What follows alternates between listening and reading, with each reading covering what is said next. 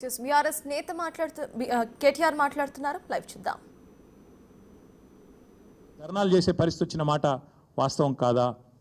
మీరు ఎరువుల దుకాణాలకు ఆధార్ కార్డు చూపెడితే ఎకరానికి ఒక బస్తా ఇయ్యాలని చెప్పిన మాట, మీ అధికారులకు ఆదేశం ఇచ్చిన మాట వాస్తవం కాదా?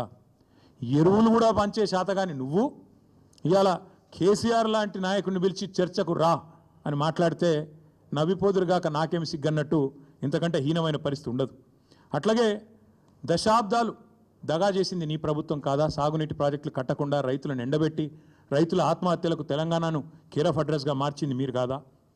అదే కేసీఆర్ గారు రైతుకు పెట్టుబడి ఇచ్చిండు, ఉచితంగా విద్యుత్ ఇచ్చిండు, చెరువులు నింపే మిషన్ కాకతీయ తెచ్చిండు, చెక్ డ్యాములు కట్టిండు, ఆఖరికి వాగులల్లో కూడా గోదావరి నీళ్ళని తీసుకొచ్చి పోసి ఒక మాంజీరా వాగులో, హల్దీ వాగులో, కొడెల్లి వాగులో వాగులు నింపిన ఘనత కూడా కేసీఆర్ దా కాదా? ఒక్కసారి గుర్తు తెచ్చుకోమని రేవంత్ రెడ్డి గారిని అడుగుతా ఉన్నాం. కరోనా సమయంలో దేశమంతా అతలాకుతలం అవుతుంటే ఆనాడు 7,500 ధాన్యం కొనుగోలు కేంద్రాలు పెట్టి ఆఖరి గింజదాకా కొని రైతులను కంటికి రెప్పలాగా కాపాడుకున్నది కేసీఆర్ కాదా? మార్కెట్ యార్డులకు ఇవాళ ధాన్యం వస్తే ఎక్కడ బోనస్ ఇవ్వాల్సి వస్తుందో అని ఎగ్గొట్టి దాచుకుంటున్నది నీ ప్రభుత్వం కాదా అని నేను అడుగుతా ఉన్నా. అట్లాగే ప్రపంచంలో ఎక్కడన్నా ఉన్నదా రైతు బీమా? ఒక రైతు చనిపోతే 5 లక్షల బీమా ఇచ్చే సంస్కారవంతమైన ప్రభుత్వం ఈ భారతదేశంలో కాదు ప్రపంచంలో ఎక్కడన్నా ఉందా? అది తెచ్చింది కేసీఆర్ కాదా? ఇవాళ రైతు బీమా కూడా ఎగ్గొట్టి గత 3 నెలలుగా ప్రీమియం కట్టకుండా మరి ముఖం చాటేసి వేలాది మంది రైతులు ఉసురు తీస్తున్నది కాంగ్రెస్ ప్రభుత్వం కాదా? ఇట్లా 1-2 కాదు, చెప్తే 100 విషయాలు ఉన్నాయి. మీరు ఆనాడు దశాబ్దాల మీ గొప్ప పరిపాలనలో, మీ ఇందిరమ్మ పాలనలో ఆనాడు చెరువులను మీరు తాంబాలాలుగా మారిస్తే వాటిని ఎండబెడితే మిషన్ కాకతీయ ద్వారా మళ్ళీ వాటిని ప్రాణం పోసి వాటి ద్వారా మొత్తం భారతదేశంలోనే ఇటు వ్యవసాయానికి ఊతమిస్తూ ఇంకోవైపు మత్స్య పరిశ్రమకు నంబర్ 1 స్టేట్ ఇన్ ఇన్లాండ్ ఫిషరీస్గా తీర్చిదిద్దింది కేసీఆర్ కాదా? 30,000 కోట్ల మత్స్య సంపద సృష్టించింది కేసీఆర్ గారు కాదా? ఏపీకి, ఆంధ్రప్రదేశ్కి ఉమ్మడి రాష్ట్రంలో కిందికి గోదావరి గలగలా తరలిపోతుంటే ఇంకోవైపు కృష్ణమ్మ బిరబిరా పారిపోతుంటే ఆరతులు పట్టింది నీ పార్టీ, కిందికి నీళ్లను తీసుకుపోయింది నీ పార్టీ. కానీ పోరాడి తెలంగాణ సాధించి ఇవాళ తెలంగాణను ఆనాడు దాశరథి గారు చెప్పినట్టు ఒక్కొక్క బొట్టు నీటి బొట్టును ఒడిసిపట్టి 1 కోటి ఎకరాల మాగాణంగా చేసింది కేసీఆర్ కాదా? ఇది తెలియదా ప్రజలకు? 2014 ముందు తెలంగాణ ధాన్యం ఉత్పత్తి ఎంత? 2023లో తెలంగాణ ధాన్యం ఉత్పత్తి ఎంత? ఇది తెలియదా? ఇవాళ బనకచర్ల ద్వారా మీ గురువు గారు చంద్రబాబు నాయుడు గారు తెలంగాణ రైతుల గొంతు కోసి మరి గోదావరి నీళ్లను మళ్ళీ కిందికి తీసుకుపోయే ప్రయత్నం చేస్తుంటే మీరు ఎట్లా వంతబాడుతున్నారో తెలంగాణ సమాజం చూస్తలేదా? తెలంగాణ రైతాంగం చూస్తలేదు అనుకుంటున్నారా? ఈ జలదోపిడిని అడ్డుకునే ప్రయత్న భాగంలో మీరు ఎట్లా ఆంధ్ర ప్రయోజనాలకు వంతబాడుతున్నారో ఇవాళ తెలంగాణ సమాజం చూస్తలేదు అనుకుంటున్నారా? ఒక్కసారి గుర్తు చేసుకోండి అని చెప్తా ఉన్నా. ఆనాడు వలసల జిల్లాగా పేరుపడ్డ పాలమూరును దత్తత పేరిట దగా చేసిందెవరో?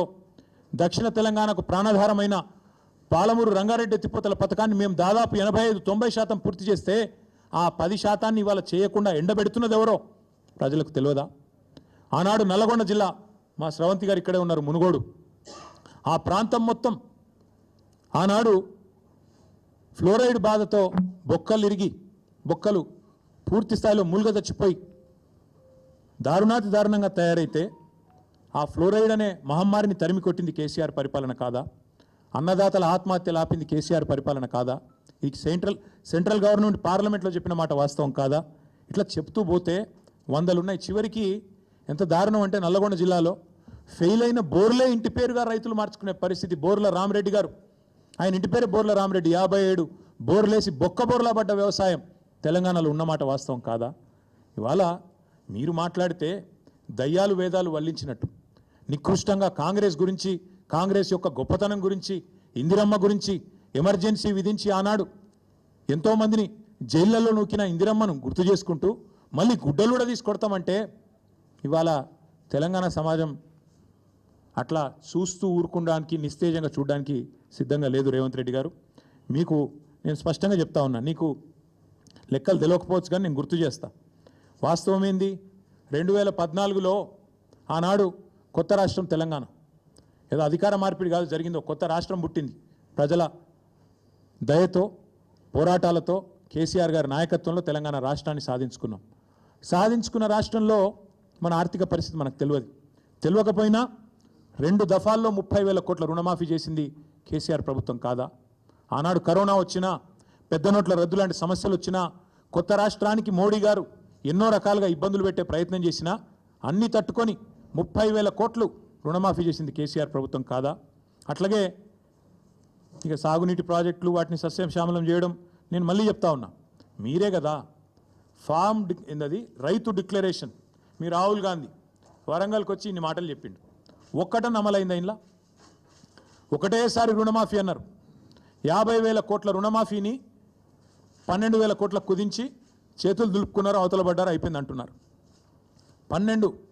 12,000 కోట్లు దాటలు ఇంకా ఈరోజు కూడా. మళ్ళీ మాట్లాడితే సిగ్గు లేకుండా 21,000 కోట్లు అని చెప్తారు.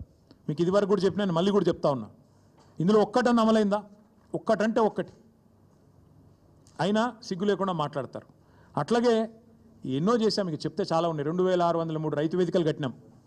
5,000 ఎకరాలకు ఒక్కొక్కరు చొప్పున అగ్రికల్చర్ ఎక్స్టెన్షన్ ఆఫీసర్లను పెట్టినాం. ఏదో మాటలతోనో డైలాగులతోనో కాలేదు తెలంగాణలో వ్యవసాయ విస్తరణ. కేసీఆర్ గారి నాయకత్వంలో అకుంఠిత దీక్షలాగా, ఒక తపస్సులాగా చేస్తే ఇన్ని రంగాలకు కలబోతా, సాగునీరు, విద్యుత్తు, అట్లాగే ఇరిగేషను, ఇవన్నీ కలిస్తే, గ్రామీణాభివృద్ధి కలిస్తే వాటి సమాహారంగా అల్టిమేట్గా తెలంగాణ ఇలా భారతదేశంలో నెంబర్ 1 అయింది. మేము రెడీ. నువ్వు అసెంబ్లీలో పెడతావా చర్చ, లేదా అంబేద్కర్ కాడ పెడతావా, కొండారెడ్డి పల్లెలో పెడతావా, చింతమడకలో పెడతావా, కొడంగల్లో పెడతావా, గజ్వేల్లో పెడతావా, ప్లేసు నీ ఇష్టం, ఎక్కడంటే అక్కడికి వస్తాం. కానీ నువ్వు తప్పించుకపోయే బాబత్ మాకు తెలుసు. నువ్వు గ్యారంటీ ఏం చేస్తావు? ఈయనకి ఏంటంటే అలవాటు, బురద చల్తాడు, అవతల పడతాడు, ఇట్లా చల్తాడు, ఏదో మాట అంటే డైలాగే నేను ఎక్కడన్నా అని మళ్ళీ పోతాడు. ఆయననే చెప్పిండి, నిన్న కేసీఆర్ వస్తాడా కేటీఆర్ వస్తాడా అన్నాడు. మరి నేను వస్తా అంటున్నా, నీకు దమ్ముంటే రా, లేదంటే ఇంకొక ప్రతిపాదన. 8 తారీఖు నాడు, ఇలా 5 తారీఖు, ఎందుకంటే ముఖ్యమంత్రి గారికి ప్రిపేర్ అయ్యేందుకు టైం పడుతుంది. 8 తారీఖు నాడు 11 గంటలకు మేమందరం వస్తాం, సోమాజిగూడ ప్రెస్ క్లబ్ రా, నీకు కృతి చేసి పెడతాం. నీ కార్యకర్తలతో సహా వస్తావా, నీ ఎమ్మెల్యేలతో సహా వస్తావా, వాళ్ళు ఎంతమంది వస్తారో చెప్తే వాళ్ళకు కూడా ఇంతజాం చేస్తాం. ఛాయ్ బిస్కెట్ కూడా మా సోమాజిగూడ ప్రెస్ సోదరులను అడిగి అది కూడా ఏర్పాటు చేస్తాం. సోమాజిగూడలో ప్రెస్ క్లబ్లో 11 గంటలకు 8 తారీఖు నాడు నేను రెడీగా ఉంటా. నువ్వు వస్తావా రావా నీ ఇష్టం, నువ్వే ఛాలెంజ్ ఇసిరినావు, రావాలని కోరుతున్నా. వస్తే సంతోషం, మీడియా ముందే చర్చిద్దాం, నీళ్ళకు నీళ్ళు పాలకు పాలు. ఇంకొక మాట కూడా నేను చెప్తా ఉన్నా, ఇవాళ మా రైతన్నలు కూడా వినాలని చెప్పి కూడా కోరుతా ఉన్నా. వాస్తవం ఏంది, ఈరోజు సిగ్గు లేకుండా ఈ ముఖ్యమంత్రి రైతు బంద్ వేసినా పండుగ చేసుకోండి అంటుండు. మొన్ననే మా ప్రశాంత్ రెడ్డి గారు, జగదీష్ రెడ్డి గారు ఇక్కడ చెప్పినారు, మేము ఒకసారి వేయలేదు, 11 సార్లు మొత్తం 73,000 కోట్ల రూపాయలు రైతుల ఖాతాల్లో వేసినాం. కానీ ఎన్నడూ గింత హడావుడి, గింత ఆర్భాటం అయితే చేయలేదు. ఒక్కసారి వేసి 4 పంటలకు గాను ఒక్క పంటకేసి దానికే పండుగ చేసుకోకండి అంటున్నాడు. వాస్తవం ఏంది అసలు? ఇవాళ రైతులకు ఎగ్గొట్టిందంత, యాక్చువల్గా ఇచ్చిందంత రేవంత్ రెడ్డి ప్రభుత్వం. మీరు చెప్పింది ఏంది అసలు, ఇచ్చింది ఏంది? మీరు చెప్పింది ఏంది?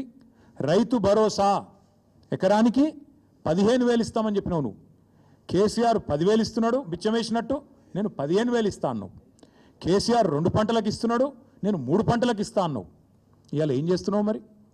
ఇచ్చినావు ఎక్కడైనా 15,000? అసలు రైతు భరోసా పేరుకు అర్థం ఉందా, తాత్పర్యం ఉందా? ఇంకొక మాట కూడా అడుగుతా ఉన్నా రేవంత్ రెడ్డిని నేను, నువ్వే కదా ఉత్తరం రాస్తేవి కౌలు రైతులకు, 22 లక్షల మంది కౌలు రైతులకు ఉత్తరం రాసిండి మొగోడు. మీ అందరికీ నేను రాగానే ఇస్తా, ఇచ్చేస్తూనే ఉన్నా, వస్తూనే ఉన్నా, ఇస్తా అని చెప్పి రెచ్చగొట్టిండు. ఇవాళ అసలు రైతులకు ఎగ్గొట్టింది, పట్టదారులకు ఎగ్గొట్టింది ఈ 4 పంటలు కలిపి 24,000 కోట్లు, కౌలు రైతులకు ఎగ్గొట్టింది 15,000 కోట్లు. మొత్తం కలిపితే ఈ ప్రభుత్వం ఒక్క రైతు బంధులనే ఎగ్గొట్టింది 39,000 కోట్లు. ఎట్లా లెక్క అంటారా మీరు? ఆ లెక్క కూడా నేను తీసుకొచ్చినా, మీరు చూసుకోవచ్చు. ఒక్కొక్క ఎకరానికి ఎంత ఎగ్గొట్టిండు, మొత్తం కలిపి 39,000 కోట్లు ఎగ్గొట్టిండు ఒక రైతు బంధువులనే. ఇక రైతు రుణమాఫీ తీసుకుంటే అక్కడ దాదాపు